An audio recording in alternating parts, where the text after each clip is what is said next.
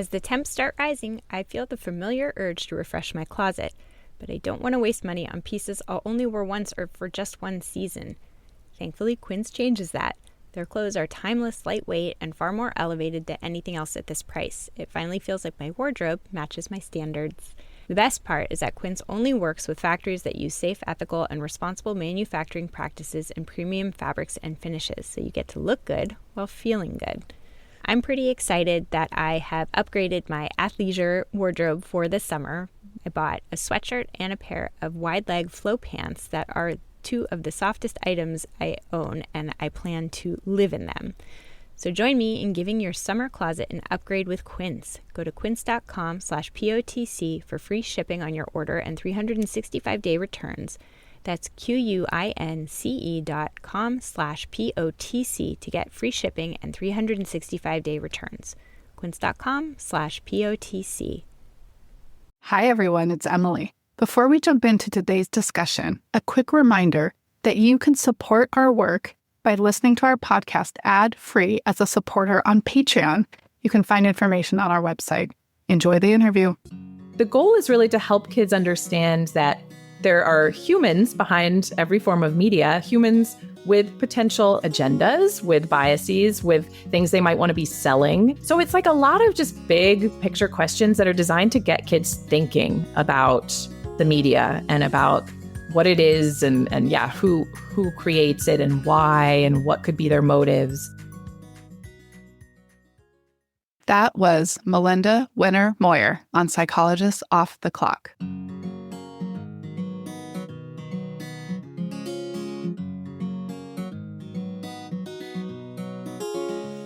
We are 5 experts in psychology here to bring you cutting-edge and science-based ideas to help you flourish in your relationships, work, and health. I'm Dr. Debbie Sorensen, a clinical psychologist practicing in Mile High, Denver, Colorado, and author of Act for Burnout, Act Daily Journal, and the Act Daily Card Deck. From America's Heartland, I'm Dr. Emily Edlin, a clinical psychologist based in Chicago, Illinois, and author of Autonomy Supportive Parenting. I'm Yael Schoenbrunn, a clinical psychologist, faculty at Brown University, author of Work, Parent, Thrive, and a biweekly newsletter on relationships. Calling in from Vienna, Austria, I'm Michael Herold, ACT coach, confidence trainer, and author of an upcoming book on being a better conversationalist and making friends. And from coastal New England, I'm Dr. Jill Stoddard, author of Be Mighty, The Big Book of ACT Metaphors, and Imposter No More. We hope you take what you learn here to build a rich and meaningful life. Thank you for listening to Psychologists Off the Clock.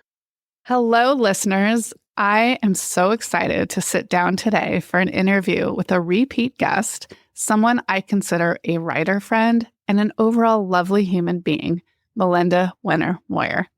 Melinda is an award-winning journalist whose work explores the intersection of science and everyday life. She's known for her deep dives into subjects that have both scientific and societal implications, addressing issues that are relevant to parents, families, and the general public. Melinda is contributing editor at Scientific American magazine and a regular contributor and former columnist at the New York Times. Her first book, How to Raise Kids Who Aren't Assholes, was published in July 2021 and won a gold medal in the 2022 Living Now Book Awards. Her second book, Hello Cruel World, Science-Based Strategies for Raising Terrific Kids in Terrifying Times, will have come out the day before this episode airs. She lives in New York's Hudson Valley. Welcome to Psychologists Off the Clock, Melinda. Thank you so much, Emily. I am so excited to be here again. So I want to start by focusing on your book's subtitle, Science-Based Strategies for Raising Terrific Kids in Terrifying Times. And I want to hear about how and when you got hit with the inspiration to take on this topic, because we are in some terrifying times right now in 2025, but I know how long the book writing process takes, and you did not just write this book this year. So how did inspiration strike? It was like a slow and trickling growth of anxiety that I feel like, honestly, I've been feeling since probably 2016, where it just felt like people are making interesting decisions. The world feels like it's changing very quickly. It feels as though there's some normalization of bad behavior that's been happening since then. I mean, that's one of the reasons I wrote my first book, How to Raise Kids Who Aren't Assholes, was to really try to challenge that. Like, what can we do to raise kids who are going to make more compassionate decisions and be kinder people. But yeah, then, I wrote that book and I was really happy to have dug into all that research. But then I realized that there was just more stuff that I personally was worried about raising kids right now, thinking about what is the world that they're going to inherit and how do I raise my kids so that they have all the skills that they'll need, including empathy and compassion, but also resilience and media literacy and how do we help them develop healthy relationships with technology? And how do we help them deal with assholes? I hope it's okay to swear on here. And so it just felt like there were so many other things that I was anxious about. And I also write a Substack newsletter, and I'm frequently checking in with my readers about what they are worried about and what they're thinking about. And I just kept getting these messages like, I'm so scared about bringing kids into this world. And what can I do? Parents feel really out of control and just really helpless, I think, in terms of like, is there anything I can do to make things better and to help my kids and to help them become the types of people who will make the world a better place? And so this book is like I think a broader book than my first one that really delves into 10, what I perceive as, and I crowdsourced a lot of it and talked to a lot of experts, but 10 like key skills that kids need to be able to survive and thrive in this world today. So I'm glad you brought that up, what your book covers. It is a lot of ground, and so much ground that I want to do justice by not trying to take on all of it, because then I don't think we'll get deep enough. So again, I always will encourage the listeners to actually read the book. But today we are going to zero in on some really specific areas. That is not the whole book, but I think areas where parents feel especially unmoored, confused, uncertain about how to proceed. I also want to echo that you have an excellent Substack. I am a regular reader. It's called Now What? So people should check that out too. But, Melinda, you and I share a lot of perspective in common. And I think one of them is how much parents are operating from places of anxiety and fear. And for understandable reasons, as this world seems to be shape-shifting so fast, it's like the ground is moving beneath our feet. That's true digitally with what's happening with technology, but also politically and socially. There's been so much upheaval. So I just really want to validate that we are really in kind of uncharted territory for how to parent in this landscape that just is moving so fast. So with that said, let's start with a very important topic, preventing bias and polarization. So I want to start with laying the foundation and have you explain why and how bias and polarization form. Yeah, this was a big question that I was really fascinated to delve into in the research. There are a few reasons. So if we start with bias and about how kids think about groups of people and sometimes form opinions about groups of people that are not accurate or, discriminatory. So humans, we lump things into categories, and we do this because otherwise you can't make sense of the world. The world is complex, and we need to be able to sort of make generalizations, group things together in order to understand what we are encountering in the world, what we're seeing and how to respond and that kind of thing. But one byproduct of this categorization, this essentialization, is that we believe, and kids do this from a very young age, that noticeable differences between people, like whether it's differences in skin color, gender, religion, that these kinds of differences reflect these much broader and deeper and innate biological differences. And so kids will start to think that all people with dark skin are the same in certain ways, and that all people with light skin are the same in certain ways, all boys, all girls. Obviously, this isn't true, but this is just one of those byproducts of how our brains work. And the problem is that this can, you can imagine that this very quickly can lead to stereotyping. It's the foundation of stereotyping, dehumanization, discrimination. And we know from the research, there are studies showing that kids who have stronger essentialist beliefs in general and just more essentialist tendencies are more likely to have discriminatory and biased and racist opinions. So this is one big cause of it. Another thing that's related to this is that kids see these hierarchies that exist in society and they make inferences. They try to understand them, basically. So they see that, oh, that's interesting. Men tend to have more power in our society than women do.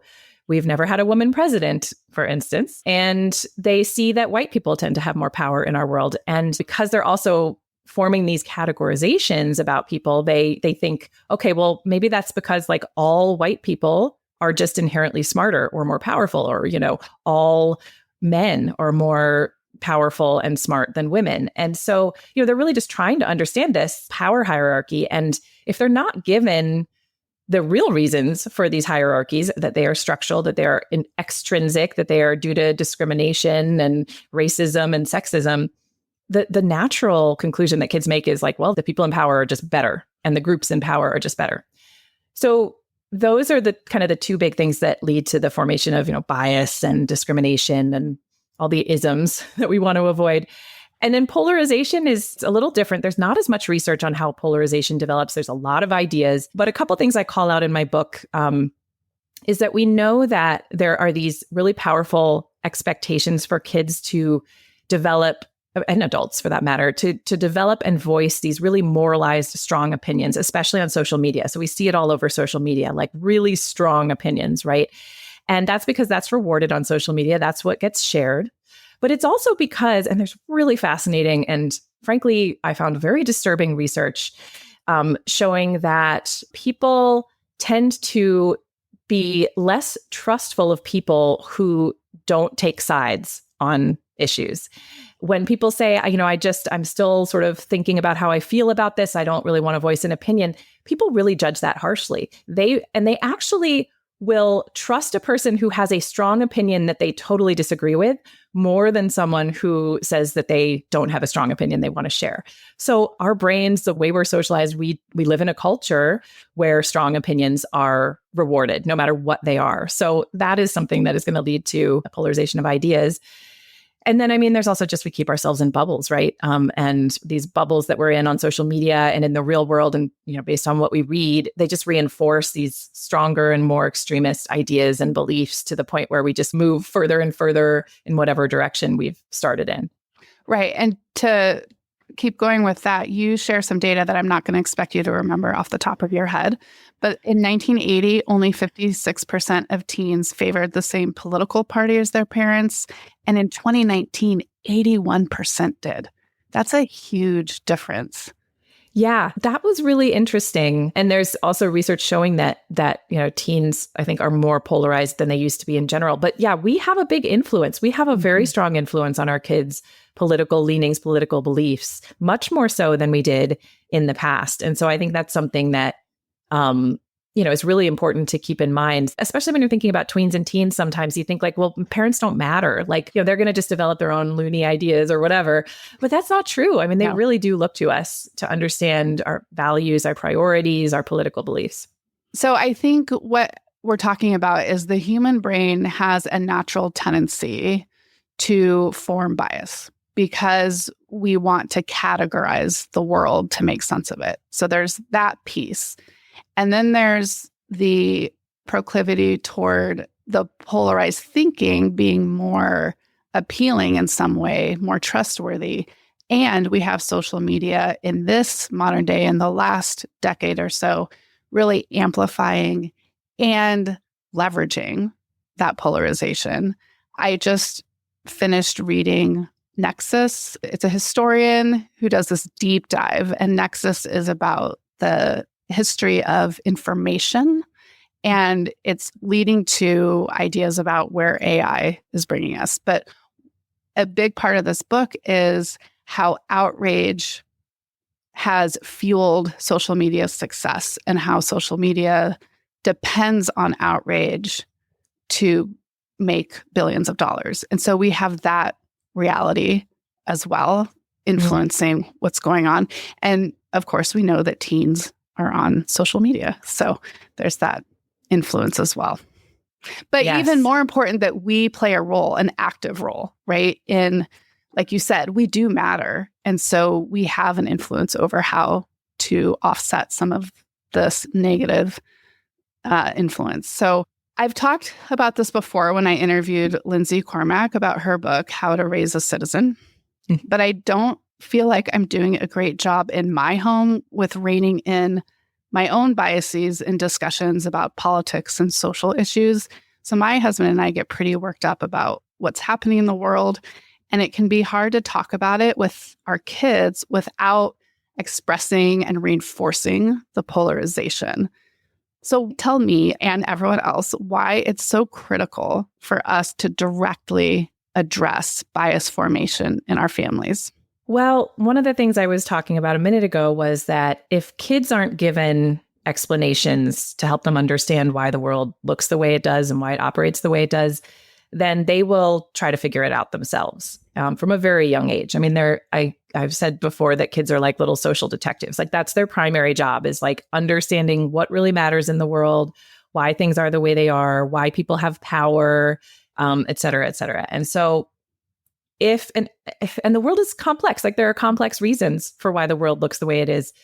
But kids will try to they will just come to the easiest and simplest conclusion, to them, like whatever pops into their head. And usually it's something that's biased. Usually it's something that is inaccurate, oversimplified, and that tends to emphasize what are called like intrinsic differences between people. So there's really interesting research suggesting that when we're trying to understand why things are the way they are, like sociologically, that our brains tend to pull out intrinsic information to explain it. So what do I mean by that? Like if you see that people are suffering or having a hard time in some way or doing really well, we tend to assume, it's because they're not putting in a lot of effort, or they're not taking care of themselves well. It's their fault, or they are powerful because they've done something really great, like they're really smart. Like we tend to use these sort of intrinsic explanations, like about the person and the qualities of the person or the group of people, instead of looking to extrinsic causes, which is like, racism or sexism or other structural reasons. But basically the key reason that we need to talk about these things with kids is because and the way their brains work, the way our brains work, we tend to pull the wrong information, make the wrong inferences about why things are the way they are. And unless parents have conversations and talk about the extrinsic reasons, then kids really just don't think of them. Well, and one thing you get into in your book that I really especially resonated with was that you point out the research around when people, and in this case, our kids, feel heard, so we're letting them express their beliefs as well, that people become more self-reflective and open-minded. When people feel anxious and threatened, they're more likely to adopt extreme views and opinions. So one thing we can do in our families is allow space for the different opinions, even opinions that may feel very transgressive to us as the parent. Yes, this was a really fascinating area of research to me. And I loved it because it is so simple. Mm-hmm. There are so many reasons why listening to your kids, asking them questions and then truly listening to what they have to say is helpful. I mean, for one thing, it means like we're not put on the spot immediately. We can say, well, what do you think about this? Or how do you feel about this? Or what do you think is the reason for this? Which gives us a minute to breathe, right? And think about how we want to talk about whatever issue it is. It lets us see, where our kids are. But really that feeling of being heard and being listened to, it's so powerful. And it makes the psychology of it, or the theory behind it, is that when you feel listened to, when you feel heard, you feel safe. And when you feel safe, you can open up your thinking more. So the opposite, it might be easier to illustrate this. This is something that Guy Ichikov in Israel had told me. When you feel threatened, like you think there's an intruder in your home, your mind goes to just like, I need to keep everyone safe. Like you're just develop this tunnel vision, right? Of like, here's what I need to do to stay alive. And you block out everything else and you just have this tunnel vision. And when you don't feel heard, when you don't feel safe, that sort of similar thing happens where you really can't like open your mind up to other ideas because you just have this like threatened tunnel vision.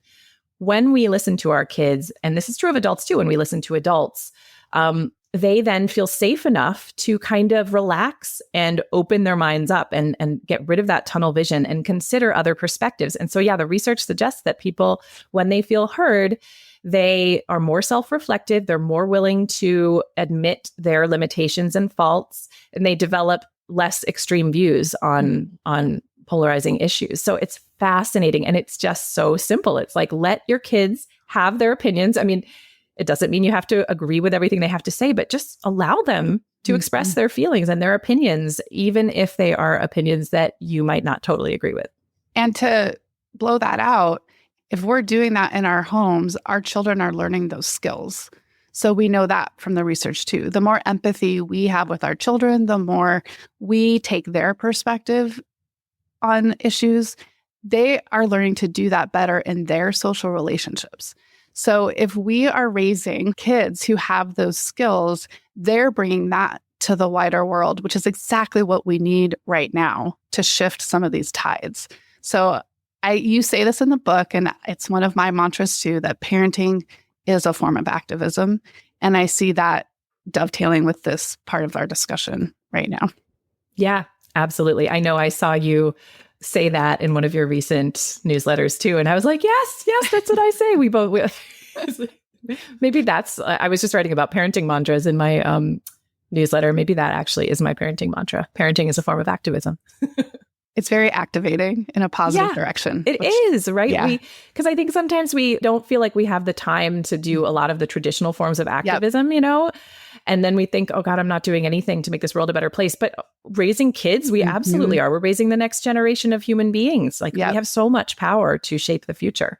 Okay, so this is the perfect segue. I'm going to share something that's been going on in our world this year, and then we're going to talk about strategies. So it's kind of a good example. So I live in a very diverse community that many would label progressive, whatever that means. But yes, like we're very inclusive. Those are the values of this community. And we've been getting emails this year about my son's 5th grade cohort using hate language and racial slurs. And it is really disturbing because it feels so antithetical to everything this community represents. And I mean, this is a place where rainbow flags and Black Lives Matter signs are all over the place. And these 10-year-olds are using this language. And the teachers have said one reason they're addressing it directly because it needs to be directly addressed, obviously, but also it's also happening at the middle school level. And so they're trying to prepare these 5th graders through this transition to middle school, where there's even more of that influence. So this leads me into what can we do as parents when clearly there are these other influences shaping our children, whether it's whatever they're finding online. But you have a lot about the strategies we can use with our kids to minimize bias. What do you think are some of the straightforward strategies listeners could take home today? Okay. Yeah. I think what you're experiencing in your community is very common. We've had that in my community too. I've gotten those emails from the school. Wow. So I think it's happening everywhere. I wish it weren't so, but I think one thing I can talk about a couple of tendencies, I think, and instincts that sometimes we have that may not be super helpful.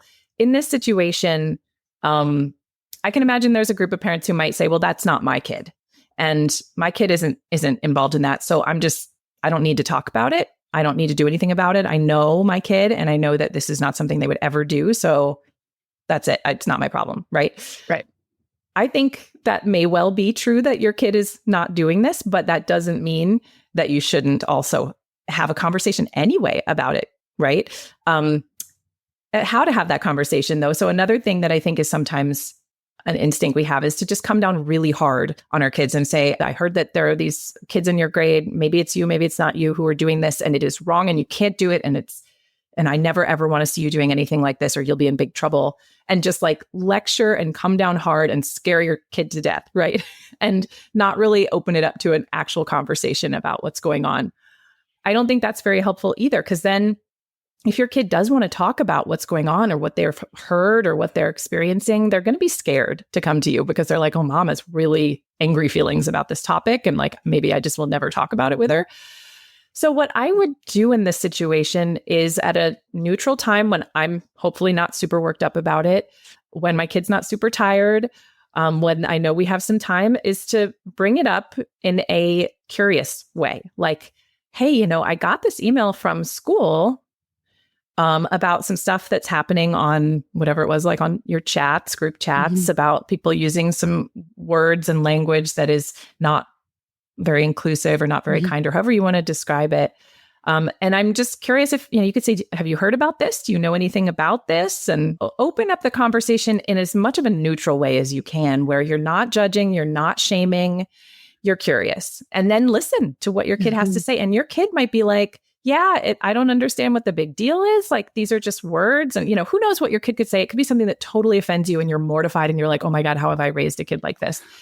But instead of like coming down really hard, like really listening and trying to understand, like, well, why do you think this is, what makes you say that? I'm really curious. I'm trying to understand. And, really just try to listen. And you might get to a point where you understand your kid's perspective, and kids at this age don't have all the social knowledge and all the social skills. Like, they're going to make mistakes like this. And it doesn't mean that they're bad people. And it doesn't mean you're a bad parent. It just means that they need to learn more, right? And they need to understand more. And so through a curious conversation, you can then, provide your perspective, but in a careful, neutral, way, and again, ask more questions. But I think it's like, you want to just have this dialogue and help understand why your kid feels the way they feel about it, what they might be doing and why, and then help them understand your perspective as sort of emotionally neutrally as you possibly can, which is easier said than done. Well, I also want to give a little note to parents who may have kids who don't share a lot. And so we want to have these amazing open dialogues, and our kids don't give us very much. I have gotten very creative with this. So for one thing, I will think about a parent I really trust, reach out and say, what are you hearing? So I get a little more context. And then when I talk to my child and they're not really giving me much, I still use the opportunity to talk about how it must be uncomfortable, because that's the other thing I imagine is that kids who are bystanders especially probably feel really uncomfortable and unsure of how to respond and what to do.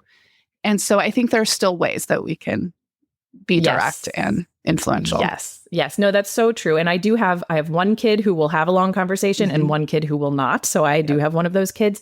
And I've also found that like bringing up the topic through like almost sideways helps. Like whether it's like through, we watched Ted Lasso together, for instance. There's so many good things in Ted Lasso that deal with these, all sorts of issues. And like, I'll try to think of like, oh, do you remember that episode of Ted Lasso when, I can't actually think of one that would be relevant in this particular context, but there probably is one. Remember when like that happened, and remember how like so-and-so felt this way? And sometimes like getting them to talk about not the issue that's right in front of them involving their friends and themselves, but like something, from the media or, from something else that's like sideways to it. But similar can really help. Yeah. No, it is tricky though, because not all kids want to really open up and share what they're seeing and what they're experiencing. And that is really hard. But I still think like trying to have a curious conversation, like kids will still take something from that and if nothing else, they'll take your own approach to it. And the fact that you are being curious instead of jumping down their throat, I think that they will take something from that is meaningful and will, help them. And also, if you, instead of just kind of throwing up your hands and saying, well, they don't really want to talk about it, if you still approach it and address it, you're also giving the message that it's important and it matters. Yes. And so I worry about parents who feel a little defeated, like, well, they're not going to talk to me, and so I'm not going to really get into it. They're losing that opportunity to directly address why this language is problematic, right? It's so true. Yep. Yeah. I mean, we're communicating our values in so much that we say to our kids, and we may not think of it that way, but yeah, just bringing it up shows like this is something that matters to the family, to me. And so that's communicating a lot to your kid. One of the strategies you talk about, I mean, you've already gotten into the details around talking to kids about the isms and their structural causes so that there's a better understanding of context and not attributing internal qualities to circumstances. But one thing you talk about that kind of raised my concern about what's going on in schools right now is how educating kids about discrimination in schools leads to less prejudice. And we're in a moment where there's a lot of changing and dictating of what is and isn't being taught in schools. Yep. So I think that's part of the terrifying times, right? And where it increases the need for our direct intervention. We can't rely on this to happen in other spaces like maybe we did in the past. It's just something to be mindful of. And one thing I love is the strategy of exposing kids to diversity and encouraging and modeling diverse friendships. Could you talk about the jigsaw classrooms? Yes. Okay, so one of the big ways we know that can help kids, reduce their propensity for bias is to encourage contact and diverse friendships. And this comes from Gordon Allport's contact hypothesis. So it's interesting because there are some details that are kind of important to keep in mind. Like you can't just throw people into a room together who are very different and expect everything to go really, really well. There are some things that can ensure that it works better. So what Gordon Allport found was that when you want to overcome prejudice through contact with others, the interactions need to be cooperative rather than competitive, which is really important. You don't want people to be competing against each other because then you're actually going to make bias potentially worse.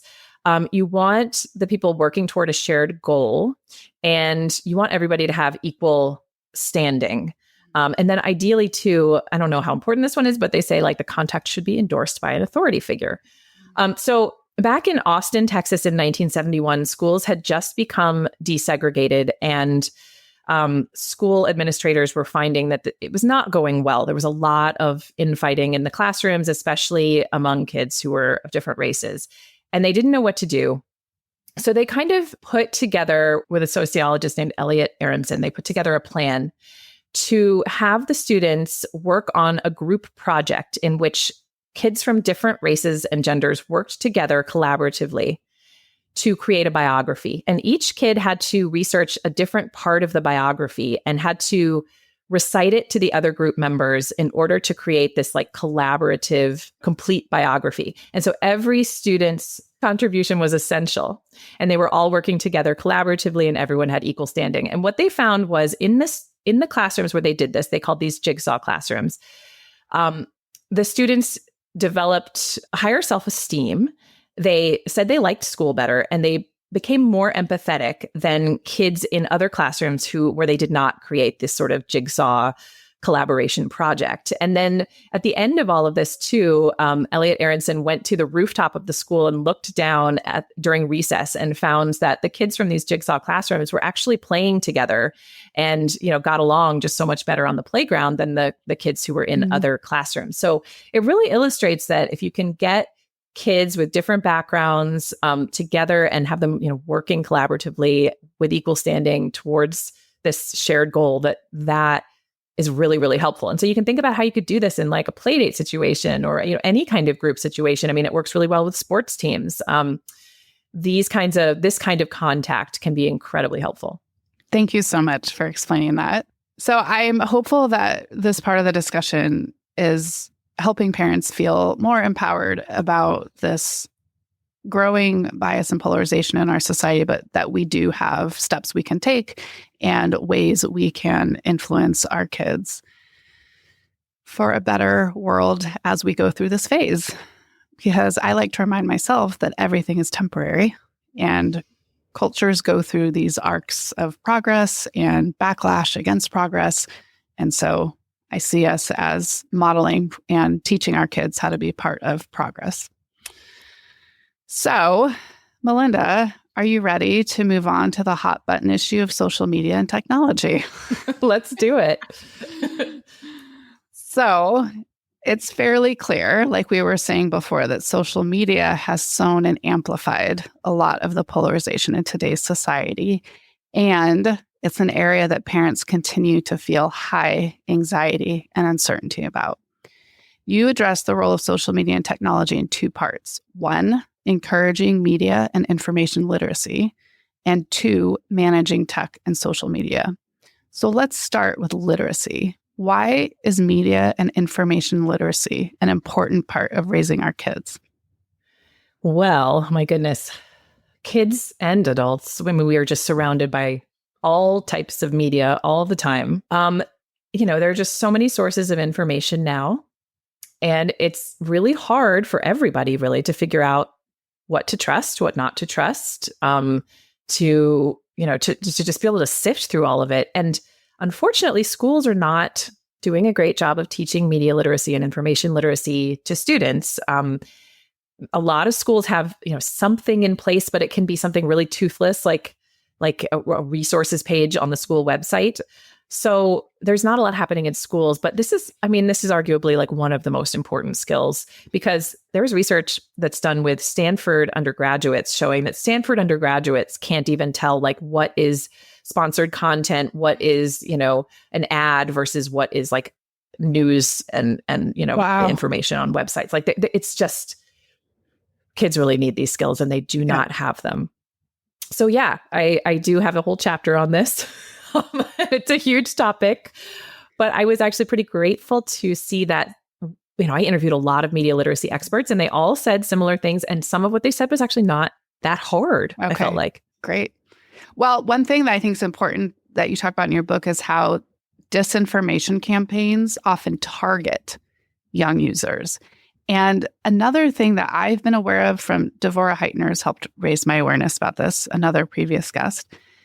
YouTube's recommendation algorithm, the What Next box, often recommends videos promoting extremist ideas. Yes, it's really scary. Mm-hmm. And that is exactly what happens. And a lot of kids do that. They just they have YouTube on and they're just like keeping it on and staring at it and letting it play whatever, is recommended next. And it will start to steer you. And I think they found that it specifically tends to steer more right, further and further right. Politically. So yeah, there's some really worrisome research on that. Okay, but you said there was some hope from the experts you talked to. So what can we do that's not that hard? Yeah. So, the first thing that everybody said to me was, well, if you want to raise media literate kids, you kind of need to be media literate yourself. And that sounds terrifying. But I do include some recommendations in my book. YouTube, ironically, it's a good source. There's a class called Crash Course on YouTube, and they have a navigating digital information course that's not that time consuming and is actually really, really helpful. Another big thing that everybody said to me was ask kids questions. And this again, like ties into what we're talking about earlier about like listening to kids, but asking kids questions about what they see and what they hear in the media, like simple questions, even from a young age, like, what do you like about this show? Or like, why do you think the character just did that? Those kinds of questions can be good. And then when the kids are getting a little older, who made this? Why did they make this? Why is it being presented this way? Like the goal is really to help kids understand that there are humans behind every form of media, humans with potential agendas, with biases, with things they might want to be selling, and help kids understand that, yeah, like that all is really important to keep in mind whenever you're seeing anything in the media.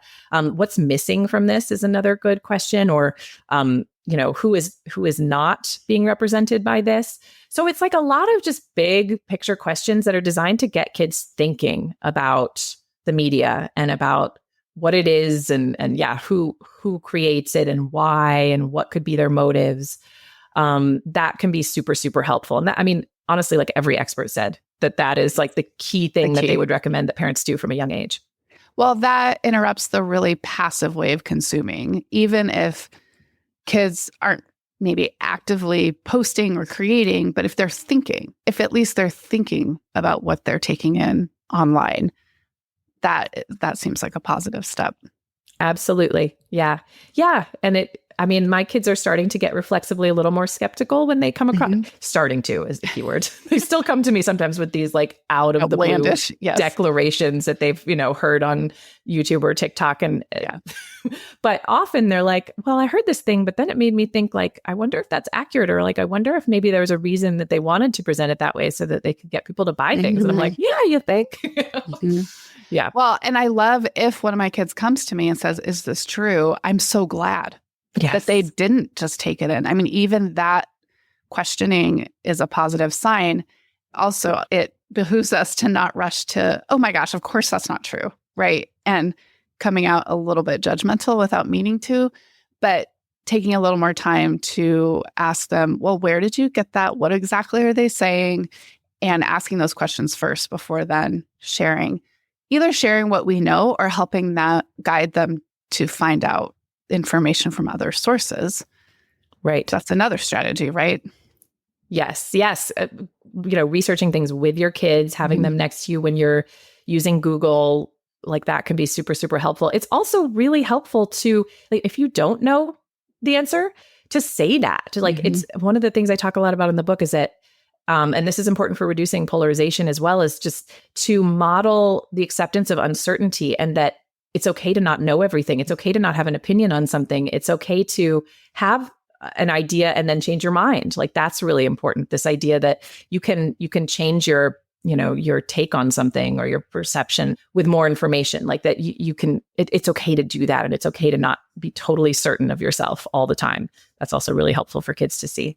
Well, and with this new frontier of AI, it's presenting a whole new domain of what to believe, right? Because AI is not perfect. It is not completely reliable. And I've learned this. And so I've talked to my kids about it may be tempting to use AI for your homework. Yeah. But here are the pitfalls of doing that. So it's, again, I mean, here we are, just new frontier after new frontier, and we're just trying to keep up. Yep. No wonder we're all so tired, right? But that's why you're here, to give us some simple, straightforward strategies that have a punch, right? I think all of this is actually quite manageable, which is the good news. Okay, so I, of course, loved your take on navigating social media and technology with our kids. It echoed a lot of what we covered in our Psychologist Off the Clock Experts Roundtable a few months ago, which I do encourage listeners to check out if they haven't. Two primary themes of our roundtable and this section in your book are how it's problematic to overly generalize conclusions from the current research, and that the parent-child relationship plays a critical role in our child's experience with social media and technology. So first, let's dissect an example of how fear messaging can be disguised as science when the message is not as science-based as it appears. So will you share what you found when you examined the 16 experimental studies that Jonathan Haidt relied on to substantiate his claim of significant evidence of harm in his best-selling book, The Anxious Generation?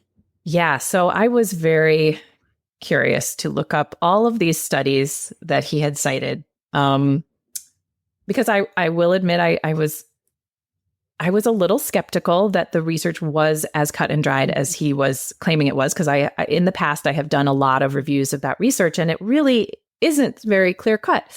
So I said, okay, but maybe things have changed. Maybe there's a lot more research that's much more damning now. And I looked at these studies, and I looked at who was included, what was the study looking at. And, he really characterized these as studies that were showing that social media was harmful for adolescents and their mental health. And what I found was that almost all of them did not look at adolescents at all. They were looking at adults, often young adults. And that most of them actually weren't looking at, the overall impact of social media on mental health at all. They were looking at, tiny little things like, can social media affect mood if you used it over a short term, or can social media affect body image? And again, mostly in adults. So I got frustrated by how it had been characterized as, showing one very, very big thing about the negative effects of social media on adolescents' mental health, and how actually when you dig into what these studies found, they had nothing to do with that for the most part, with a couple of exceptions. But yeah, I was pretty surprised. Yeah. And I think it's just a really illuminating example of how we need to be careful about taking these things at face value.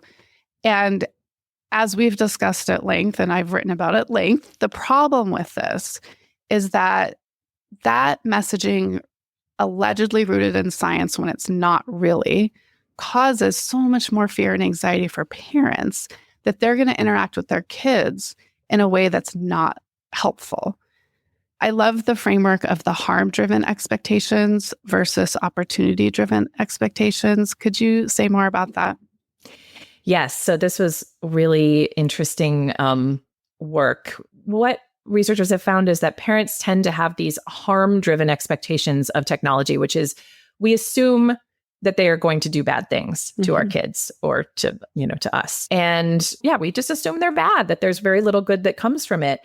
And when we do this whole perspective and framing of it affects so many things. I mean, it affects what we think is okay to do to manage social media. It can make us, think that it's okay to take away teens' agency, that we should be like very paternalistic and make decisions on behalf of their well-being without involving them at all in decisions. It can make us, it actually could affect the research, because if you think about it, if you have a study in which you're asking teens, do you feel better after taking 2 days off from social media? And you're asking teenagers who have this idea that screens are bad and technology is bad, then they might say, yeah, I guess I feel better after 2 days of not using social media, because they think that's how they're supposed to feel, right? It's socially acceptable, which is social. Yes. One of the biases in research, right? Yes. And we need to explore that more. But this is something that researchers have talked about. Like the expectation of harm could be actually biasing the research on technology and its effects.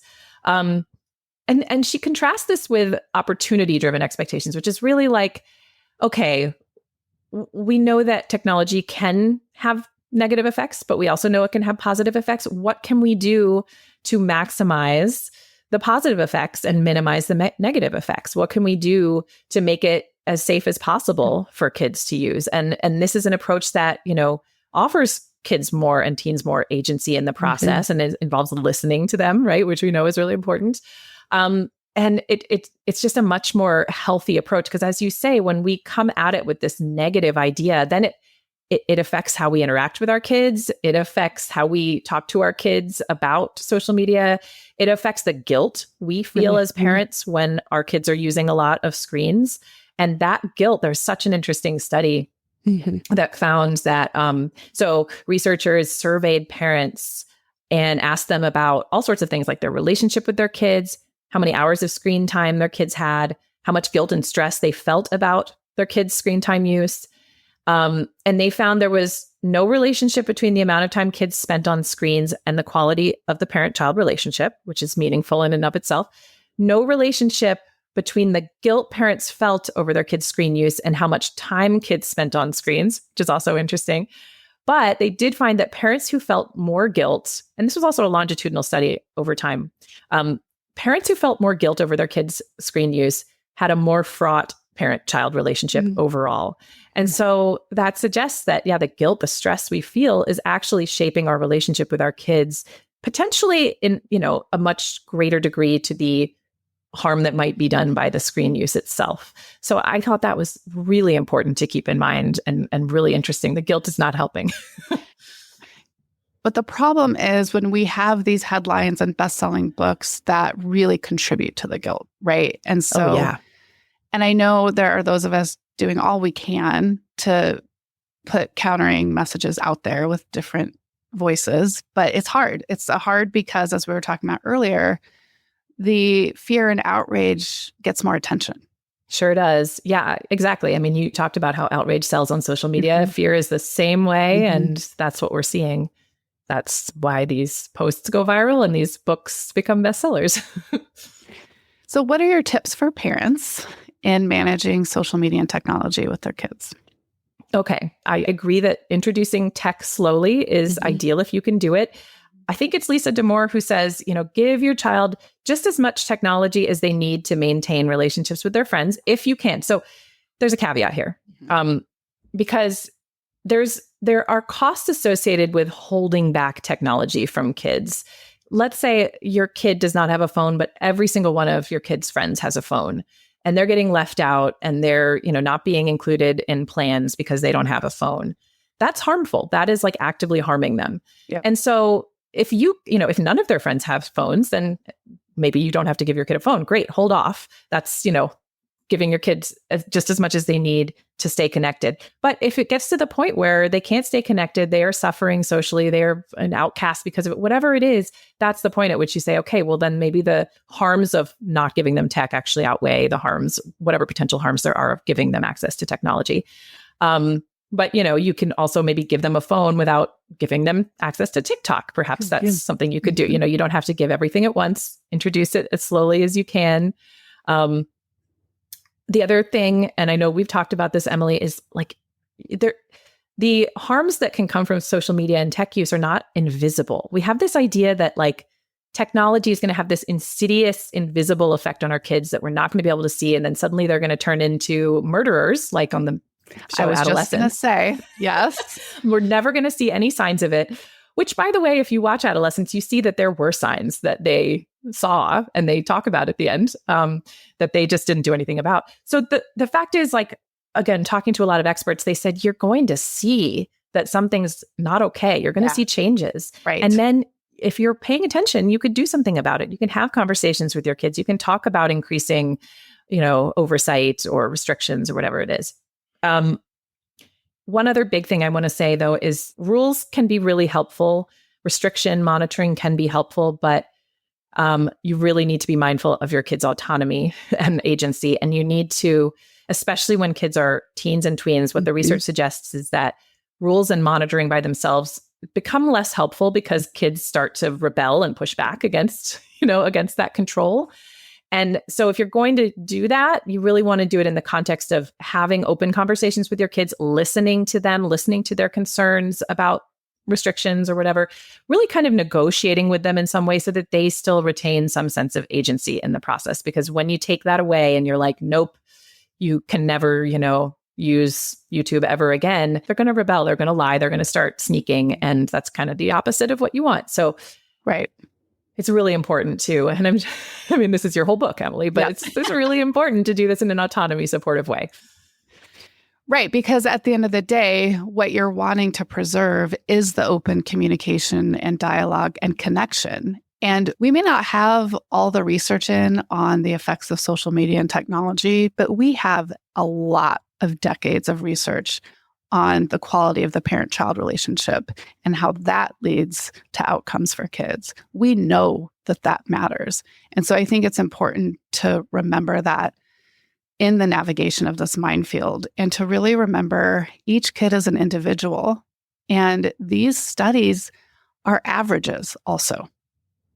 Yep. And our kids are not a statistic or an average, and we really need to respect their autonomy and agency by treating them like an individual and just seeing what is this technology world going to be like for my child. And we'll know more of that if we keep the dialogue open. Absolutely. Couldn't have said it better. So before we wrap up, what gives you the most hope about the upcoming generation despite these terrifying times? I think that compared to when I was growing up, I think parents today are doing a really great job of talking to their kids more. I think there is a lot more dialogue happening, and I think that is so helpful.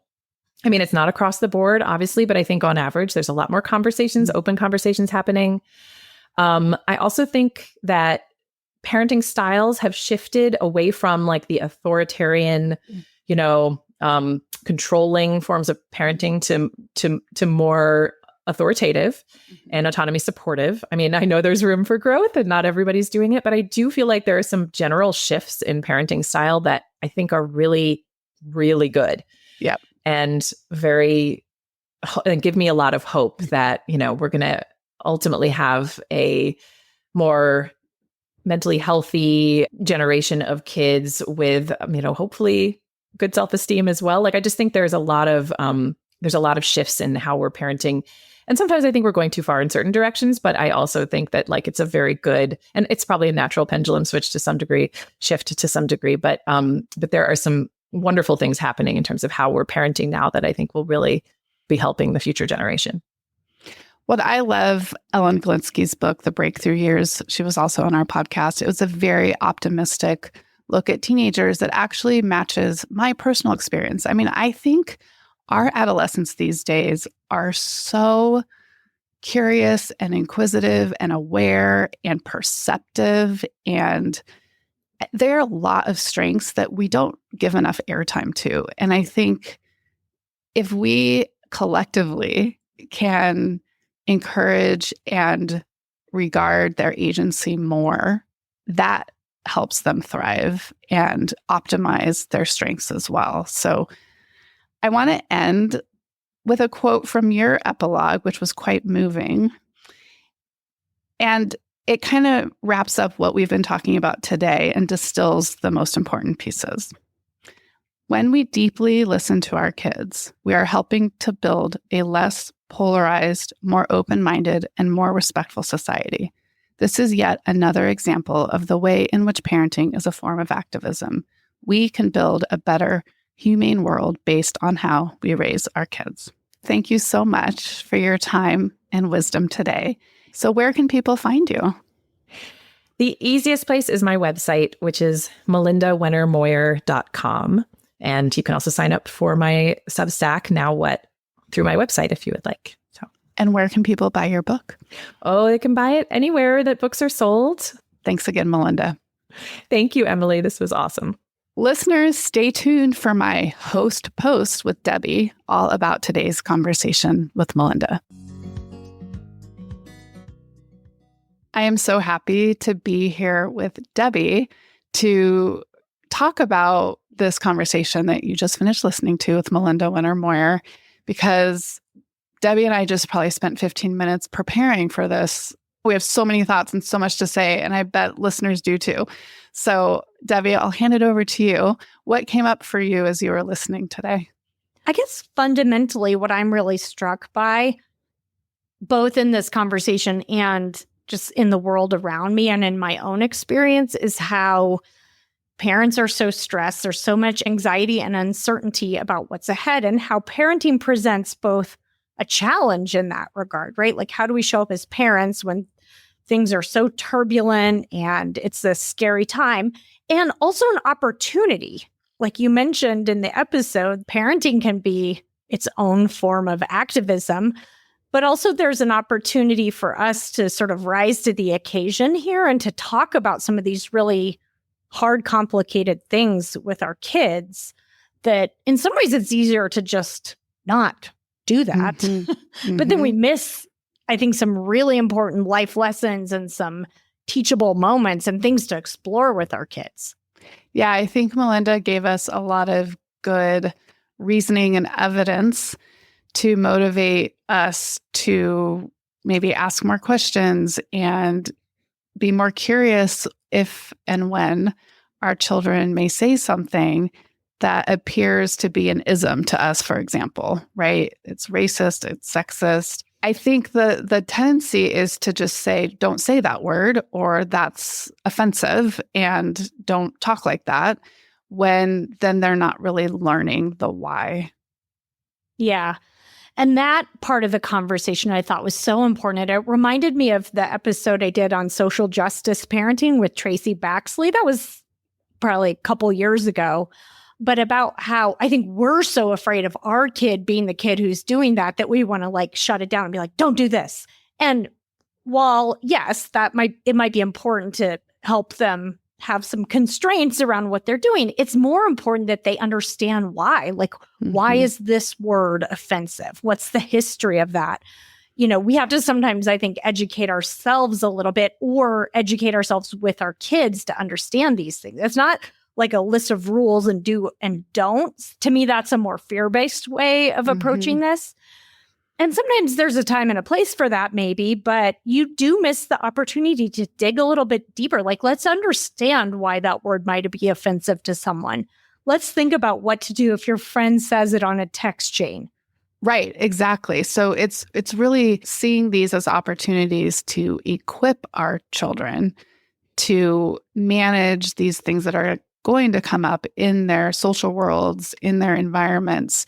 Our children are getting these messages and all these different ways of thinking more than ever with technology connecting everyone so much and having more access to all different ways of seeing the world, that we are having more opportunities than ever to teach our children as they're coming across all this different material that just wasn't the case when we were kids. So I think, again, and we keep saying this, but it's just such a different world to be parenting in. Yeah. Well, and I know that you've done a lot of writing on some of the anxiety that parents face, and you recently wrote a piece about this. Yeah, I begrudgingly watched the show on Netflix, Adolescence. I actually really had no desire to watch it, but I realized quickly that it was going to be part of my job because everyone was talking about it. The think pieces were rolling in. And my experience with the show was that it is as well done as it is. It may be prestige TV. It came across to me another tool for exaggerating fear. And I just could feel how so many parents would absorb messaging from this show around the absolute worst outcomes of a child being online without constant supervision. When we know that constant supervision isn't the answer, and Melinda and I have, talked about that.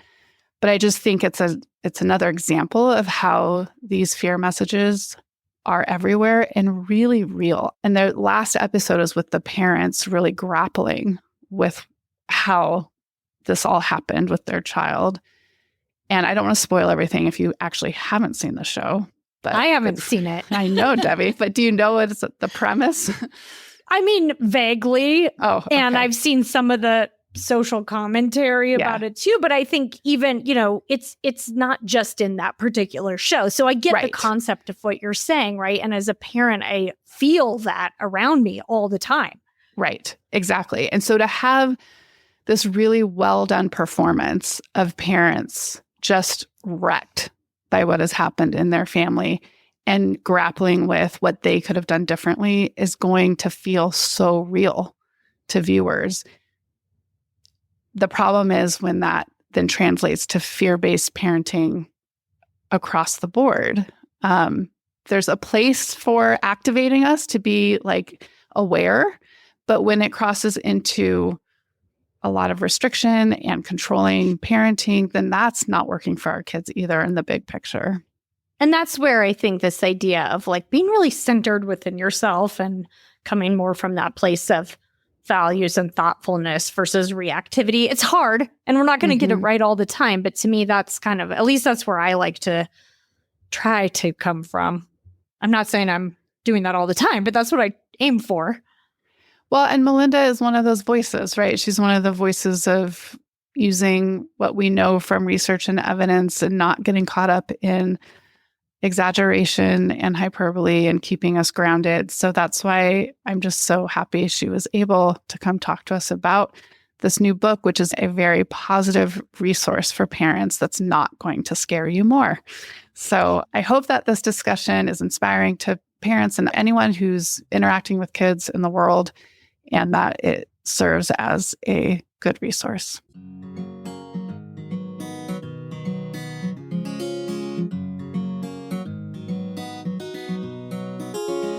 Thank you for listening to Psychologists Off the Clock.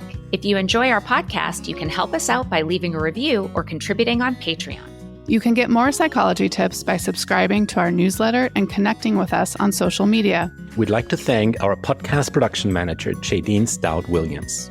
This podcast is for informational and entertainment purposes only and is not meant to be a substitute for mental health treatment. If you're looking for mental health treatment, please visit the resources page of our website, offtheclockpsych.com.